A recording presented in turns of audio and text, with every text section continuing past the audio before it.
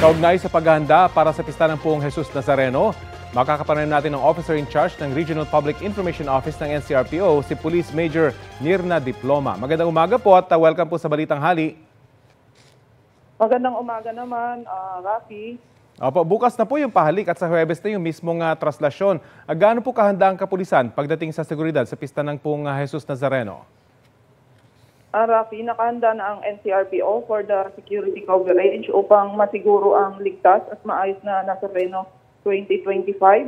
Nasa mahigit 12,000 kapulisan ang ipapakalat, nasa mahigit 2,000 naman ang mula sa iba pang ahensya ng gobyerno. That will be more than 14,000 personnel. Magdadagdag pa po tayo ng kapulisan depende sa magiging sitwasyon. Mismo din ang aming Acting Regional Director, Police Brigadier General Anthony A. Abirin will be on the ground para siguraduhin na maayos ang deployment at kalagayan ng kapulisan at mga deboto po. May namamonitor po ba tayong security threat? Kasi sa ibang bansa, particular sa Amerika, ginagamit yung sasakyan para sa terorismo. Meron po ba tayong impormasyon na gano'n dito? Sa ngayon po, wala tayong namamonitor na anumang banta sa seguridad dito sa Metro Manila. Gayunpaman, ang inyong kapulisan ay mananatiling alerto at handang rumisponde sa anumang oras at sitwasyon, Rafi. Pero ito po tinitingnan nyo, yung paggamit ng mga sasakyan bilang terror vehicle. Kasi sa Amerika, ganun po yung ginagamit eh.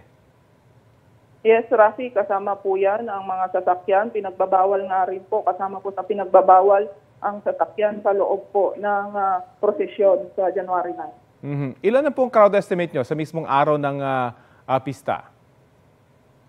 Last year, Rafi, ay 6.5 million ang mga debotong nakilahok sa prosesyon.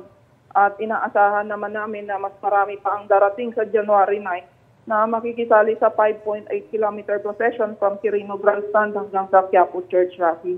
Okay po. Ano po mensahe nyo o paalala sa mga makikilahok sa pista? I understand, bawal po yung payong at dapat transparent yung mga gamit para madaling makita sa security check. Nasa inyo pong pagkakataon para magpaalala?